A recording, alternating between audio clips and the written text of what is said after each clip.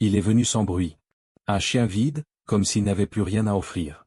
Il ne levait pas la tête, ne regardait personne, ne répondait à aucun son. On m'a dit qu'il était éteint. Qu'il ne reviendrait peut-être jamais. Mais ce que personne n'avait prévu, c'est mon chiot. Un chiot de 4 mois, plein de vie, qui s'est assis devant lui, et n'a jamais bougé. Ce que j'ai vu ensuite m'a bouleversé. Reste jusqu'à la fin. Parce que ce silence cache une vérité que personne n'avait entendue. Restez avec nous, car cette histoire incroyable vous laissera sans voix. Avant de commencer, n'oubliez pas de liker et de vous abonner. Et surtout, je suis curieux, d'où nous regardez-vous? Indiquez votre pays dans les commentaires. J'adore voir jusqu'où voyagent nos histoires. Il était presque 20 heures. Le journal télévisé parlait encore en fond, mais Marc n'y prêtait plus attention. Dans son appartement tranquille au 3e étage, seul le tic-tac de l'horloge semblait encore vivant. Knox, son jeune chiot berger allemand de 4 mois, tournait doucement en rond sur le tapis, à la recherche de son jouet préféré. Puis, il s'arrêta net. Ses oreilles se dressèrent. Son museau pointa droit vers la porte d'entrée. Une tension invisible traversa son petit corps, d'habitude si joueur. Il ne bougeait plus. Il écoutait. Marc releva les yeux. « Qu'est-ce que tu as, mon grand ?» murmura-t-il. Knox s'approcha à pas feutrés de la porte. Il colla sa truffe contre le bas, comme s'il tentait de sentir quelque chose de l'autre côté. Un silence étrange s'installa, pesant. Puis, un murmure étouffé perça le couloir, une voix basse, un ton tendu, presque étouffé par les murs. Marc éteignit le son de la télévision. Il tendit l'oreille. Des pas lourds, une femme qui pleure discrètement, une voix d'homme qui tente de calmer. Une porte qu'on ouvre. Une autre qui se referme doucement. Et ce silence, ce genre de silence que les murs ne savent pas cacher. Il ne vit rien, mais il le sentit, comme on sent le froid avant qu'il n'entre. Il se leva, ouvrit légèrement la porte. C'est là qu'il les vit. 2 personnes en veste de sauvetage passaient devant, lentes, concentrées. Entre elles, un chien. Grand, maigre, courbé. Un Doberman mélangé, à la démarche fantôme. Sa tête pendait presque jusqu'au sol. Sa queue était rentrée si fort qu'on ne la voyait plus. Il ne levait pas les yeux, pas même pour regarder où il allait. Knox se glissa doucement jusqu'au seuil. Il s'allongea, sa patte tendue vers le couloir, le nez presque dehors. Il ne bougeait plus, absorbé. Le chien ne le regarda même pas. Une des femmes s'arrêta une seconde. Elle jeta un regard rapide vers Marc et dit, d'un ton calme, « On l'emmène. Il est complètement éteint. S'il revient un jour, ce sera un miracle. » La porte de l'ascenseur se referma. Le bruit disparut. Et le couloir redevint vide. Mais Knox, lui, restait là. Tendu. Fixe. Les yeux rivés sur le néant. Ce soir-là, Marc ne comprit pas. Mais son chiot, lui, avait vu quelque chose. Quelque chose de profond. Quelque chose de cassé. Et il n'avait pas détourné le regard. Le lendemain matin, le couloir était silencieux. La porte de l'appartement d'où venait le Doberman restait close. Knox, lui, tournait encore autour, comme s'il avait oublié quelque chose d'important là-bas. Marc le regardait, silencieux, un café tiède entre les mains. Quand son téléphone sonna, il ne bougea pas tout de suite. L'écran indiquait le refuge local. Une voix douce parla, « Marc, tu te souviens du Doberman de ton immeuble? Il est ici. Il ne mange pas. Il ne bouge pas. On ne sait plus quoi faire. » Marc pensait déjà à refuser. 2 enfants. Un travail prenant. Un chiot déjà envahissant. Puis, le mot « Doberman » sortit du téléphone. Knox bondit, courut vers la porte, gratta furieusement, comme s'il voulait faire revenir quelqu'un. Marc le fixa longuement. Il murmura alors, presque sans réfléchir. « Amenez-le ici. S'il doit se réveiller, ce sera ici. » Le van du refuge s'est arrêté devant l'immeuble peu avant la tombée du jour. La lumière dehors était douce, presque bleue. Marc regardait par la fenêtre sans rien dire. À ses pieds, Knox attendait, assis, calme pour une fois. Quand la sonnette retentit, Knox se leva d'un bond, mais ne courut pas. Il regardait la porte comme s'il savait déjà. Marc ouvrit. Et là, il était là. Le chien. Le Doberman croisé. Celui qu'ils appelaient maintenant son bras. Son nom voulait dire ombre, et c'était bien ce qu'il était. Une silhouette. Vide. Silencieuse. Il ne marchait pas, il flottait presque. Un des bénévoles tenait la laisse du bout des doigts, comme si elle risquait de glisser entre les mains. Quand son bras entra dans le salon, il ne regarda rien.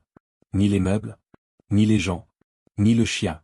Il ne renifla pas, ne s'arrêta pas, ne montra aucune curiosité. Il se contenta de venir se poser, tout au bord du tapis, juste là où le canapé touchait le sol. Il se coucha en rond, son dos formant un arc tendu, sa tête presque enfoncée entre ses pattes. Son regard restait fixé au tapis, comme s'il voulait y disparaître. Il respirait à peine. Marc resta debout, sans savoir quoi faire. Le silence était lourd, épais, presque sacré. Les enfants s'approchèrent doucement. Knox, lui, n'attendit pas. Il descendit du canapé avec lenteur, prit un de ses jouets préférés, un petit lapin en tissu qui couinait, et s'avança. Il posa doucement le jouet juste devant le museau de son bras, puis recula, s'assit, et attendit. Une seule fois, il fit couiner le jouet. Juste une fois. Et resta là. Mais il n'y eut rien. Aucune réaction. Pas un clignement d'œil. Pas même un soupir. Son bras restait comme figé dans son corps. Les enfants essayèrent à leur tour. Ils parlèrent doucement, à voix presque chuchotée. Ils appelèrent « son bras », comme on parle à quelque chose qu'on ne veut pas casser. Ils ouvrirent un sachet de friandises, secouèrent doucement la main, tendirent un biscuit. Rien. Pas un mouvement. Même son souffle semblait bloqué dans sa poitrine. Marc sentit une boule se former dans sa gorge. Il ne savait pas pourquoi cette absence le touchait autant. Peut-être parce que c'était plus que du silence. C'était du vide. Alors, il baissa les lumières. Il demanda aux enfants de se préparer pour la nuit. Tout le monde partit se coucher. Mais pas Knox. Marc se réveilla au milieu de la nuit, comme poussé par un instinct flou. Il sortit de sa chambre et jeta un œil dans le salon. Knox était là. Assis. Immobile. Face à son bras. Comme une sentinelle. Il ne dormait pas. Il ne jouait pas. Il veillait. Dans le silence le plus total, les deux chiens restaient là. L'un figé par la peur. L'autre figé par la fidélité. Et dans ce calme presque irréel, Marc sentit qu'il se passait quelque chose. Pas encore visible. Pas encore compréhensible. Mais quelque chose avait commencé. Les jours suivants passèrent sans qu'on puisse vraiment les compter. Le temps semblait tourner en boucle. Son bras restait là, recroquevillé au bord du canapé, le regard toujours posé au même endroit du tapis. Comme si son monde entier se résumait à ce carré de tissu. Il ne bougeait que quand tout était vide. Quand la maison s'endormait, quand les pas ne résonnaient plus, quand même Knox dormait. Marc le savait, car chaque matin il retrouvait la gamelle un peu moins pleine, l'eau légèrement troublée, le coussin déplacé d'un centimètre à peine. Comme les traces d'un fantôme qui aurait traversé la pièce sans faire de bruit. Mais dès qu'une porte claquait, dès que les enfants riaient trop fort ou que la télé s'allumait, son bras redevenait pierre. Marc se contentait d'observer. Il ne forçait rien. Il attendait. Mais au fond, il doutait. Et s'il ne revenait jamais? Et si ce chien était perdu à jamais, enfermé derrière un mur qu'aucun mot ne pouvait franchir? Mais Knox, lui, ne doutait pas. Il s'approchait toujours avec cette même douceur, cette même patience. Il ne sautait plus. Il ne courait plus autour. Il venait, s'asseyait, posait une patte non loin. Et il restait. Longtemps. Un après-midi, alors que Marc pliait du linge dans la chambre, un son discret résonna dans le salon. Un léger bruit de mouvement, à peine perceptible. Il s'approcha sans un mot, passa doucement la tête dans l'encadrement de la porte. Knox était là, couché, comme souvent. Son bras aussi, toujours recroquevillé. Mais, il y avait quelque chose de différent. Knox, par jeu ou instinct, avait avancé un peu trop près. Son museau avait frôlé l'épaule de son bras. C'était un contact léger, presque involontaire. Et à cet instant, quelque chose bougea. Pas un sursaut. Pas un sursaut de peur. Juste, un frémissement. Infime. Les épaules de son bras avaient tremblé, et sa tête s'était soulevée. Un demi-centimètre, pas plus. Mais elle n'était plus collée au sol. C'était presque rien. Mais pour Marc, c'était tout. Il s'arrêta net. Il ne dit rien. Il ne bougea pas. Il comprit qu'il venait d'assister à quelque chose de fragile, de précieux. Et que le moindre geste, le moindre mot, risquait de tout refermer. Knox n'avait pas bougé non plus. Il observait, immobile, comme s'il attendait un miracle. Mais son bras reposa la tête. Il se replia aussitôt. Le contact était trop tôt, peut-être. Pourtant, le lendemain, Knox tenta à nouveau. Il s'approcha lentement, le museau bas, effleura l'épaule de son bras, puis recula et s'assit. Même position. Même regard patient. Son bras ne leva pas la tête cette fois. Mais il ouvrit un œil. Juste un. Pour regarder devant lui. Pour regarder Knox. Un œil ouvert. Un silence tendu. Et deux souffles, calmes. Ce jour-là, Marc comprit. Ce ne serait pas une histoire de jour. Ni de semaine. Ce serait une histoire de signes. De micro-mouvements. De confiance offerte, millimètre par millimètre. Et celui qui mènerait cette histoire, ce ne serait pas lui. Ce serait un chiot de 4 mois, incapable de parler, mais capable d'attendre sans jamais reculer. Le lendemain matin, Marc observait son bras depuis la cuisine. Il ne le quittait plus des yeux. Il guettait le moindre frémissement, le plus petit geste, comme un médecin surveillant un cœur fragile. Mais ce qui le troublait n'était pas ce qu'il voyait. C'était ce qu'il ne voyait jamais. Pas une réaction au bruit. Aucun sursaut quand les enfants lâchaient un livre sur le sol. Aucun mouvement quand la porte claquait sous le vent. Même pas un battement d'oreille quand la télévision hurlait un dessin animé. Son bras restait figé, comme sourd au monde. Pas distrait. Pas absent. Juste, inaccessible. Mais parfois, quand tout était calme, Marc le voyait boire. Manger. Lever la tête. Bouger. Alors il commença à douter. Ce n'était pas seulement de la peur. Ce n'était pas de l'indifférence. Il y avait autre chose. Un soir, les enfants coururent dans le couloir. Le plancher vibra sous leurs pas. Et son bras se redressa d'un coup, les yeux grands ouverts. Mais quand ils arrivèrent devant lui, riant et criant son nom, il ne réagit pas. Il restait là, yeux ouverts, cœur battant, mais sans les entendre. Marc sentit un frisson dans son dos. Une question venait de naître. Et s'il n'entendait rien? Et si, depuis le début, ce n'était pas du silence qu'il imposait, mais du silence qu'il subissait? Il appela doucement son nom, juste au-dessus de lui. Aucun mouvement. Il siffla. Rien. Il frappa doucement dans ses mains. Son bras ne bougea pas. Mais dès qu'il posait la main au sol, dès que le parquet vibrait sous ses doigts, son bras tournait la tête. Alors une autre nuit, alors que l'orage s'annonçait au loin, Marc éteignit toutes les lumières. Il resta dans l'obscurité, à écouter le tonnerre approcher. Quand les premières gouttes frappèrent les vitres et que la foudre éclaira le salon, Knox perdit toute assurance. Il trottinait d'une pièce à l'autre, les yeux paniqués, incapable de se poser. Il sursautait à chaque grondement. Son bras, lui, ne réagit pas. Il était allongé près du canapé. Tête posée, respiration lente. Calme. Comme si l'orage n'existait pas. Puis, lentement, Knox se rapprocha de lui. Il le toucha du museau, tourna autour, puis se coucha contre lui, le flanc collé à son flanc. Il posa même son museau sous le menton de son bras, comme un petit frère cherchant refuge dans le calme de son aîné. Et pour la première fois, son bras bougea. Pas pour fuir. Pas pour reculer. Il fit un geste simple, presque imperceptible, il se décala. Juste assez pour laisser de la place à Knox. Il l'accueillit. Marc les regardait dans le demi-jour du salon. Une respiration calme, une autre plus agitée, mais ensemble. Et là, il sut. Ce n'était pas un simple traumatisme. C'était un monde sans son. Un monde silencieux. Et ce chiot qui ne disait jamais un mot, avait été le seul à parler sa langue. Le rendez-vous chez le vétérinaire fut fixé pour le jeudi matin. Marc ne dormit presque pas la veille. Il tournait en rond, la tête pleine de scènes floues, d'indices rassemblés comme des miettes sur un chemin qu'il ne comprenait pas encore totalement. Le matin venu, Knox sauta dans la voiture avec l'enthousiasme d'un enfant qui croit partir à l'aventure. Son bras, lui, ne bougea pas. Marc dut le soulever doucement, comme un meuble fragile.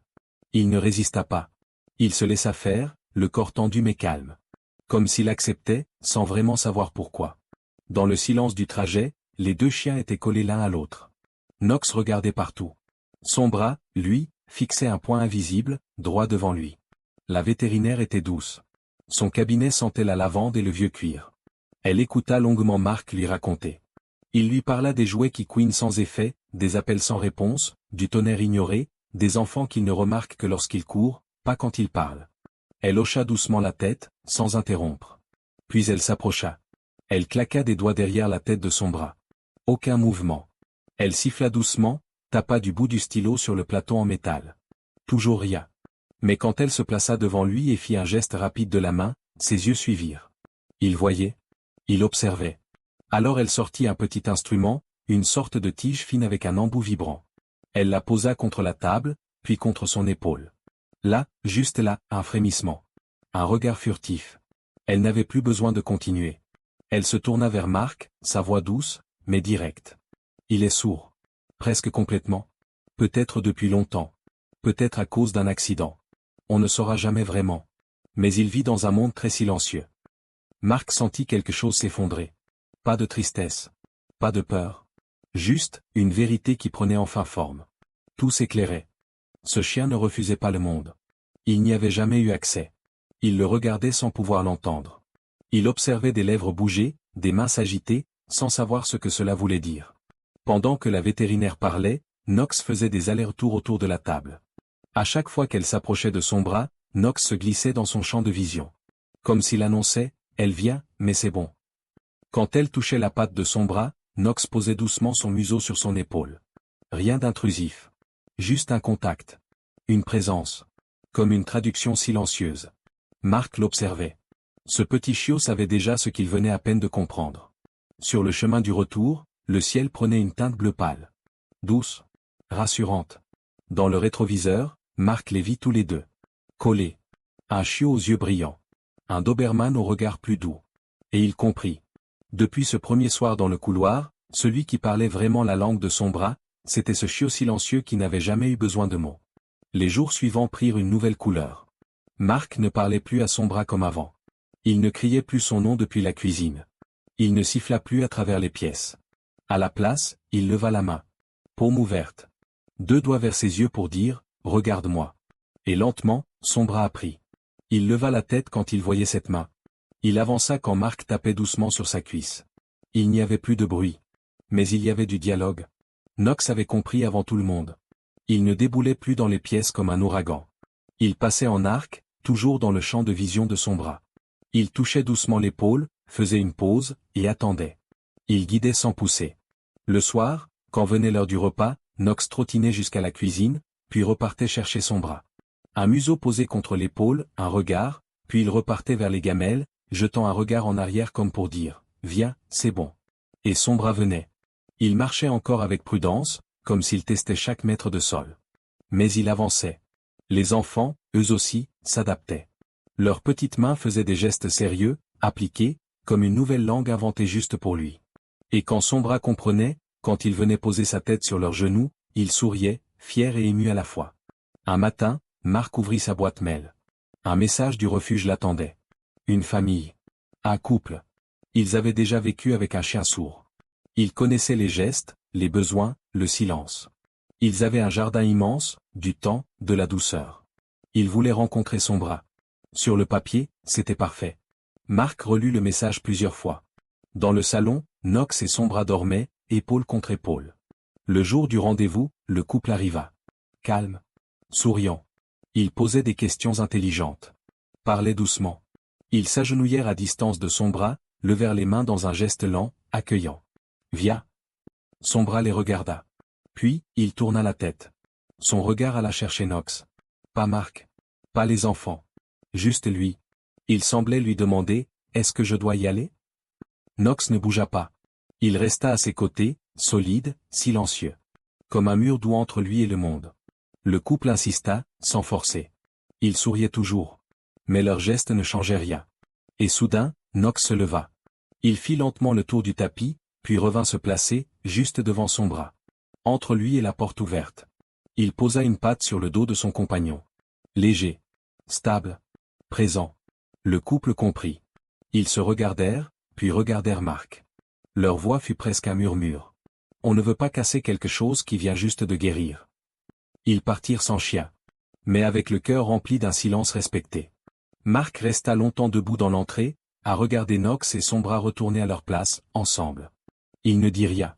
Mais en lui, quelque chose venait de se décider. La nuit était tombée depuis longtemps. Le silence remplissait l'appartement, paisible et lourd à la fois. Marc dormait. Les enfants aussi. Tout semblait calme. Puis, quelque chose changea. Un bruit léger. Un cliquetis. Pas un cri. Pas un aboiement. Juste, des griffes sur le parquet. Un pas. Puis un autre. Puis un aller-retour. Marc ouvrit les yeux. Le bruit recommença. Des pas. Courts. Pressés. Comme un aller-venu entre 2 portes. Il se leva. Ouvrit doucement la porte de sa chambre. Dans le couloir, une silhouette attendait. Son bras. Il n'aboyait pas. Il ne faisait aucun son. Mais ses yeux étaient grands ouverts. Son corps tendu. Il regardait Marc, puis se retournait vers le bout du couloir. Et il repartait. 1 mètre. 2 mètres. Puis se tournait à nouveau. Comme pour dire, viens. Marc sentit quelque chose dans sa poitrine. Une urgence muette. Il suivit son bras. Le chien s'arrêta devant la chambre des enfants. Il regardait la poignée, le bois, puis Marc. Encore. Encore. Marc poussa doucement la porte. Nox était là. Coincé. Sa laisse s'était accrochée au pied du meuble. Il tournait en rond, paniqué, incapable de se libérer. Il n'avait pas aboyé. Pas crié. Il se débattait en silence. Mark s'agenouilla. Ses mains tremblaient. Il détacha Knox doucement, parlant sans vraiment s'entendre. « C'est bon, mon grand, je suis là. » Knox se blottit contre lui, tout son petit corps vibrant d'angoisse. Il enfouit sa tête sous le bras de Mark, en quête de sécurité. Et juste à côté, son bras ne bougeait pas. Il restait là, tout près. Son épaule frôlait celle de Mark. Ses yeux passaient du chiot à l'homme, attentifs, concentrés, comme s'il vérifiait que tout était bien là. Que tout tenait encore debout. Pas un son. Mais tout était dit. Mark sentit une chaleur l'envahir. Une chaleur étrange. Pas seulement de soulagement. Pas seulement d'émotion. Quelque chose de plus fort. Un chien sourd, silencieux, figé depuis des semaines, venait de réveiller la maison. Non pas avec un cri. Mais avec son corps. Sa présence. Son insistance. Il avait senti la peur de Knox. Il avait su. Et au lieu de fuir, il avait agi. Mark s'assit lentement sur le sol, entre les deux chiens. Les jambes croisées. Les mains posées sur le parquet froid. Knox tremblait encore, mais il commençait à se calmer. Son bras s'allongea doucement, posant sa tête près du genou de Mark. Sa respiration était lente. Tranquille. Comme s'il venait, enfin, de trouver sa place. Mark regarda le plafond, puis les deux chiens. Il murmura, à peine audible, presque pour lui-même, « Il n'a pas fermé les yeux ici, il s'est réveillé ici. » Il ne savait pas s'il comprenait.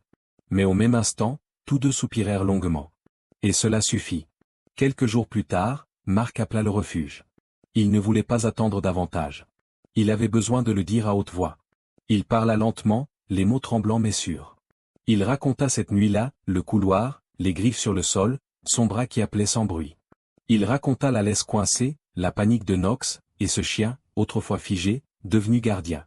Puis il conclut, simplement, il ne peut pas partir. Il a déjà choisi son endroit. Au bout du fil, la voix de la coordinatrice resta silencieuse un moment. Puis elle dit doucement, « En vérité, on espérait que tu dirais ça. » Ils parlèrent des papiers. Du suivi. De l'aide que le refuge pouvait apporter. Nourriture parfois. Vétérinaire partenaire. Et surtout, un entraîneur bénévole qui connaissait la communication avec les chiens sourds. Une semaine plus tard, ils se rendirent au refuge pour officialiser l'adoption. Knox marchait devant, comme toujours. Fier. Heureux. Son bras suivait. Pas inquiet. Pas figé. Juste, à sa place. Mark signa les documents. Son nom, l'adresse, la nouvelle identité de son bras, désormais chien de famille. Quand tout fut terminé, une bénévole s'agenouilla, ouvrit doucement les bras. Son bras avança de lui-même. Pas poussé. Pas guidé. Il s'approcha, posa doucement sa tête dans ses mains. Un moment suspendu. Un merci sans mots. Puis il se retourna, trotta vers la sortie, et alla se coller à Knox. Épaule contre épaule. Comme toujours. Ce jour-là, Mark comprit que ce lien-là n'avait pas de condition. Il ne dirigeait pas une maison. Il tenait un refuge. Un lieu invisible, où les chiens brisés retrouvaient leur souffle. Et cela ne s'arrêta pas là.